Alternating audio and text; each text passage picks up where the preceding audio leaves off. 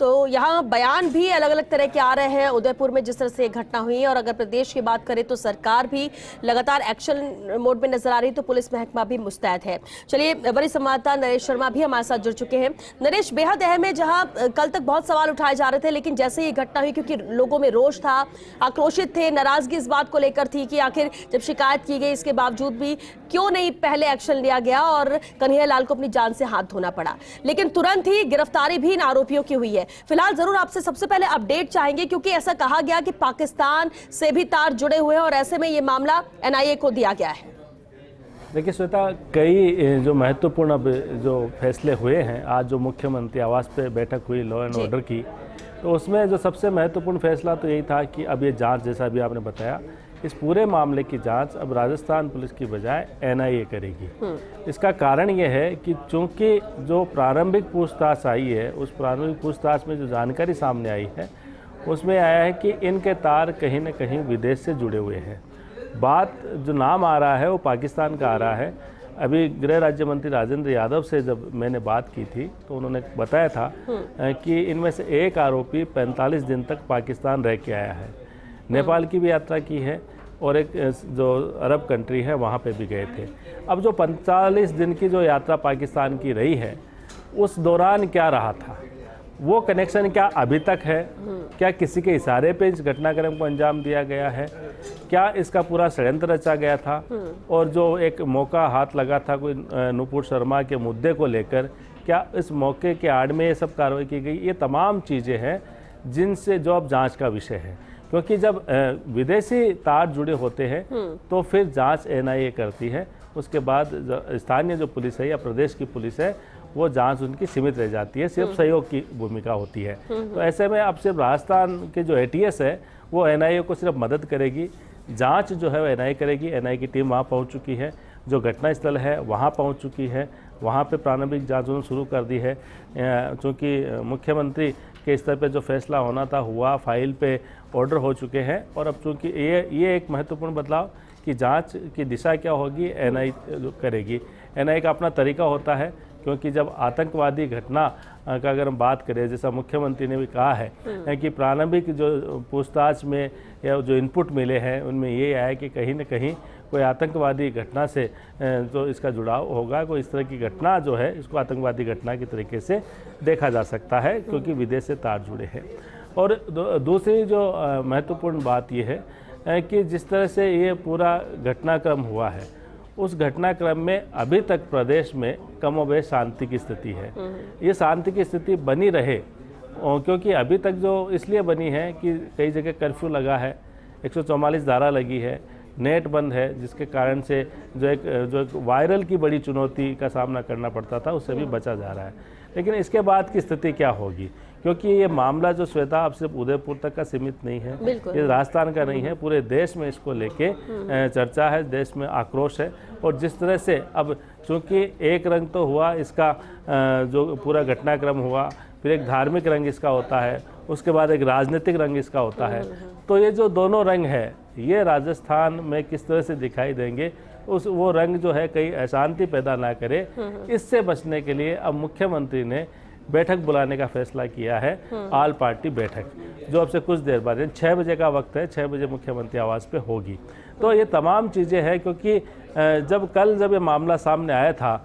तब कई बातें अनसुलझी थी, और जिस तरह से एक जो बात लगातार सामने आई, आपने भी कहा कि पुलिस को जानकारी जब पहले दे दी उसके बावजूद कार्रवाई क्यों नहीं हुई, तो उसको लेके भी पूरा ब्रीफ जो है मुख्यमंत्री ने लिया है कि वास्तव में स्थिति क्या थी, किन्होंने ने शिकायत की थी, किसके खिलाफ शिकायत की थी, क्या ये जो दोनों हत्यारे हैं इनके खिलाफ ही वो शिकायत हुई थी। ये साफ है नरेश जी कि ये जो दोनों हत्यारे थे इनको लेकर तो जानकारी खुद कन्हैया लाल को भी नहीं थी, क्योंकि शिकायत शायद किसी और को लेकर की गई थी, फोन उनके पास आ रहे थे धमकी भरे। देखिए, यही बात अभी तक जो सामने जो आ रही है वो यही आ रही है कि जो शिकायत कन्हैया लाल ने की थी कि क्या इन दोनों के लिए की थी या किसी और के लिए की थी, और ये जो दोनों हत्यारे हैं इनकी एंट्री कहाँ से हुई, ये कैसे पिक्चर में आए, उन्होंने कन्हैया लाल को क्यों चुना जबकि कन्हैया लाल की इनकी कोई जानकारी नहीं थी। तो ये तमाम चीज़ें हैं, अभी जांच का विषय है। लेकिन चूंकि एक मुद्दा ये उठा कि कन्हैया लाल को जान से मारने की धमकी मिली थी, तो जिन्होंने भी धमकी दी, अगर इन्होंने दी, किसी और ने दी या इन्होंने दी,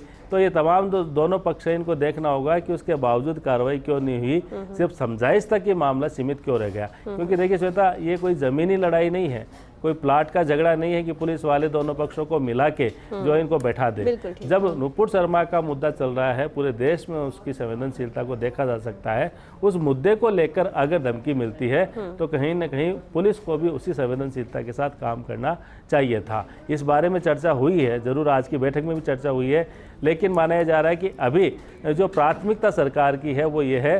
कि कानून व्यवस्था बनी रहे, शांति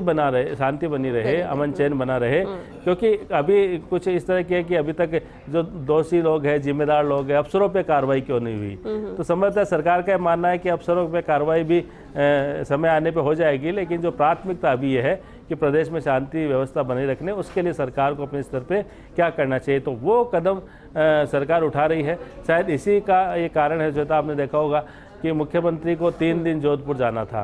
लेकिन 2 दिन का दौरा उन्होंने रद्द कर दिया। आज सुबह 10 बजे वो जयपुर पहुंच गए, जल्दी जोधपुर से निकल के। आज के कल के जितने भी कार्यक्रम थे उन्होंने निरस्त कर दिए, क्योंकि मुद्दा इतना गंभीर है, मुद्दा प्रदेश से जुड़ा हुआ है, प्रदेश की इमेज से जुड़ा हुआ है। और राजस्थान में जिस तरह से टूरिस्ट आते हैं, अगर राजस्थान की एक तस्वीर उनके दिमाग में बन जाती है कि अशांत राज्य की तरह ये हो रहा है, तो फिर ये ठीक नहीं है राजस्थान के लिए। क्योंकि पिछले कुछ समय से हमने देखा अलग अलग जिलों में, अलग अलग कस्बों में अलग अलग ऐसे हिंसा की घटना हुई है जिसको अलग अलग रंग दिए जाने की भी कोशिश रही थी। तो कहीं अब ये मुद्दा जो है उनसे भी सबसे बड़ा गंभीर है, क्योंकि ये पहली बार प्रदेश में इस तरह की तस्वीर सामने आई जब किसी की गला रेत के हत्या कर दी जाए और हत्यारे खुलेआम अपनी वीडियो है वायरल करते जिम्मेदारी लेते हैं। क्योंकि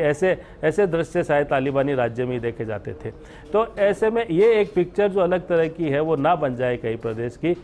दूसरे राज्यों के लोगों के लिए या पर्यटकों के लिए, ये चुनौतीपूर्ण काम है। तो इससे कैसे अब इसको मेंटेन करें, कैसे बचाए, इसलिए मुख्यमंत्री ने जो प्रशासन के तौर पे, एक मुख्यमंत्री के तौर पे, एक होम मिनिस्टर के तौर पे जो फैसले पुलिस के लिहाज से लेने थे वो लिए बैठक ली गई और एक अहम बैठक भी है जिस तरह से अन्य दलों के भी लोग मौजूद रहेंगे, शाम 6 बजे होने जा रही है। लेकिन बार बार विपक्ष भी लॉ एंड ऑर्डर को लेकर सवाल करता रहता है कि राजस्थान में स्थितियां बिगड़ रही हैं, किस तरह की घटनाएं हो रही हैं। आज जो शाम को 6 बजे बैठक होने जा रही है, क्योंकि विपक्ष ही बहुत ज्यादा सवाल उठाता है और अन्य दलों की बैठक बुलाई गई है, उद्देश्य क्या रहेगा? देखिए, ये जो ऑल पार्टीज जो मीटिंग होती है श्वेता, पहले भी कोरोना काल में मीटिंग हुई थी इस तरह की। तो इस तरह की मीटिंग तभी होती है जब संकट की स्थिति हो, जब चुनौती की स्थिति हो। और चुनौती की स्थिति का सामना तब किया जा सकता है जब सबको साथ लेके सबकी राय से आगे बढ़ा जाए। और शायद यही कारण है कि चूँकि देखिए, मैंने कहा कि अभी जब मुख्यमंत्री ने लॉ एंड ऑर्डर की मीटिंग ली थी तो इनपुट इस तरह के हैं कि अभी स्थिति तनावपूर्ण है पूरे प्रदेश में, अभी माहौल अच्छा नहीं है, शांतिपूर्ण माहौल नहीं है, क्योंकि अभी कुछ पाबंदियां हैं जिसके कारण से ऐसा लगता होगा। तो ऐसे में मुख्यमंत्री ये चाहते हैं, या उनको ऐसी राय भी दी गई है आज की बैठक में, कि ऑल पार्टी मीटिंग बुलाई जाए। क्योंकि देखिए, अगर विपक्ष जिस तरह से कल से लगातार आरोप लगा रहा है, चाहे वो कानून व्यवस्था को लेकर, चाहे तुष्टीकरण को लेके, चाहे कह सकते हैं जो धर्म विशेष के लोगों को टारगेट बनाने को लेके, तमाम आरोप लगते आए हैं पिछले 2 दिन से जब से घटना हुई है। तो ऐसे में अगर विपक्ष इस तरह से सरकार को लगातार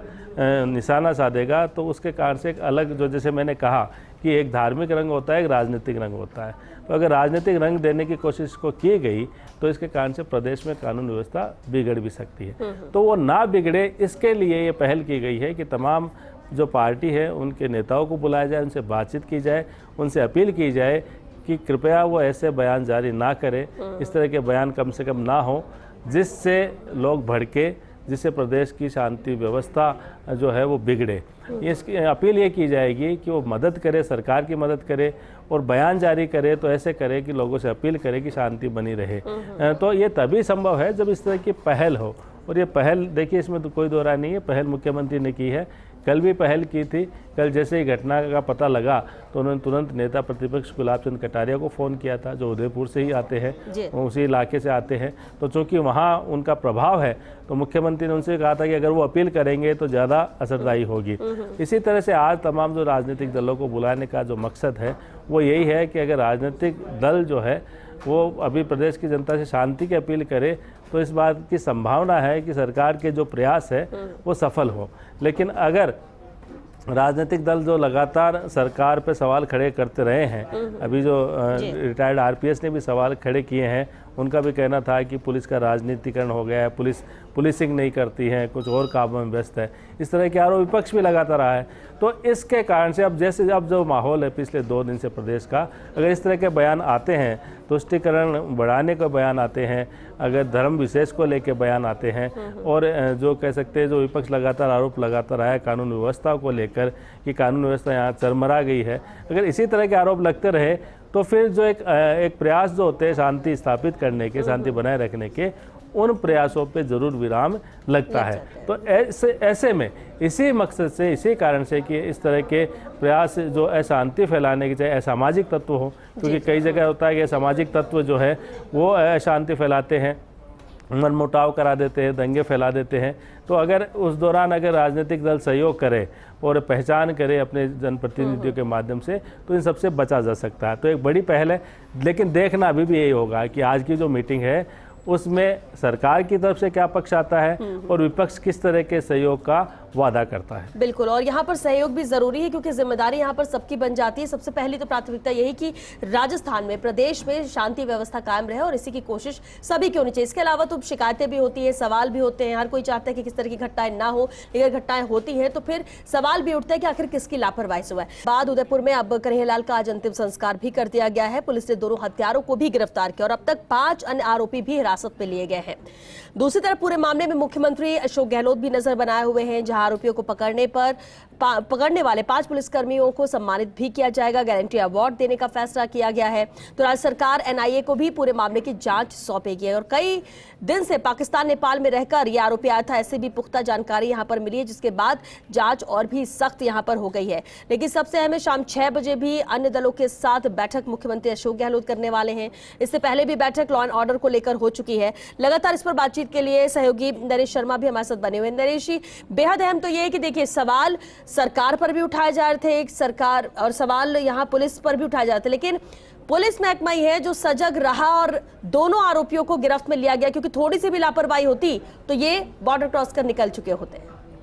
देखिए, चूंकि कोई भी घटनाक्रम होती है श्वेता, तो उस घटनाक्रम के लिए सवाल जो भी सरकार में होता है, सवाल उसी पे उठते हैं। और यहाँ पे जो सरकार है तो विपक्ष जो सवाल उठाएगा, और संभवतः जो मीटिंग होगी अभी 6 बजे, उसमें भी सवाल उठेंगे। ये बात सही है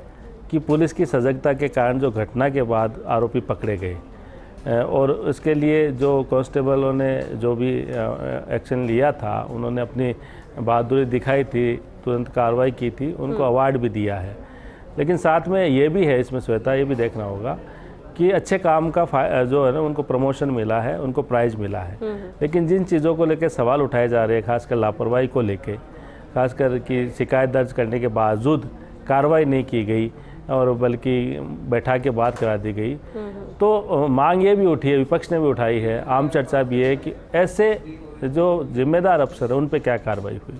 क्योंकि अगर इनाम बनता है तो सज़ा भी बनती है। जिनकी लापरवाही होती है उनको सज़ा भी बनती है, और जिन्होंने अच्छा काम किया उनका इनाम भी बनता है। इनाम दे दिया गया है, लेकिन अब चूंकि जब बैठक होगी तो ज़रूर इस बात को लेकर सवाल विपक्ष करेगा। विपक्ष इस बात को लेकर भी सवाल करेगा कि लगातार जो घटनाएं प्रदेश में क्यों हो रही है। विपक्ष इस बात को लेकर भी सवाल करेगा कि सरकार की इंटेलिजेंस कहाँ है। इन तमाम सवालों के जवाब सरकार की तरफ से तैयार किए गए हैं, और जब हिसाब मांगा जाएगा तो हिसाब भी दिया जाएगा। लेकिन जो महत्वपूर्ण ये है, ये जो आपने कहा कि सजगता के कारण से, देखिए उदयपुर में घटना हुई, जब वीडियो वायरल हुआ, उसके वायरल होने के बाद मुख्यमंत्री को जैसे सूचना मिली थी, जब वो एयरपोर्ट पे थे जयपुर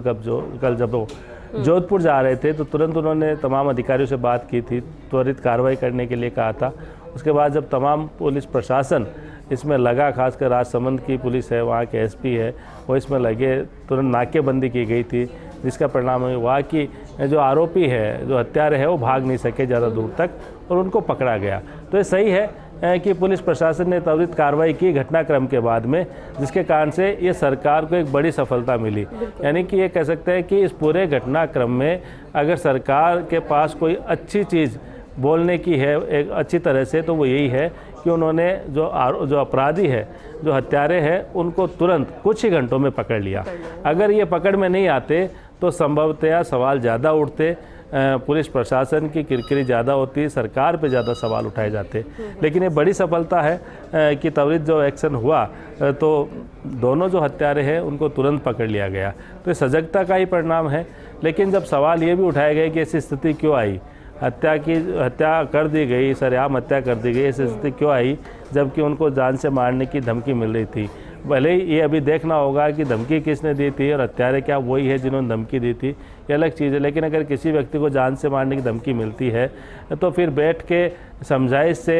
जैसे मैंने पहले भी उदाहरण दिया था, कोई ज़मीनी विवाद में समझाइश होती है, इस तरह के मुद्दों में तो कार्रवाई होनी चाहिए थी। लेकिन ऐसे में तो मुमकिन कम ही लगता है कि ये दोनों वही आरोपी थे जिनके साथ समझौता कराया पुलिस ने, सामने बैठाकर और बातचीत कराई थी, और पुलिस ने समझा कि अब मामला सुलझ गया है। देखिए, ये मुमकिन क्या कम लगता है, या ऐसा लगता है कि यही है और पुलिस के सामने शायद मान गए और उसके बाद फिर इस घटना को अंजाम दिया? देखिए, हमें जो जानकारी मिली है संभवतः ये अलग अलग केस है, लेकिन ये सब जांच में साफ हो पाएगा कि पूरी जब तय तक जांच की जाएगी, क्योंकि इसमें अभी अपनी तरफ से कोई टिप्पणी करना जल्दबाजी होगी जब जांच चल रही है। तो कि किसने धमकी दी थी, किन से समझाइश की थी, ये तो पुलिस पूरी तरह से खुद उनको क्लियर करना चाहिए कि क्या ये वही लोग थे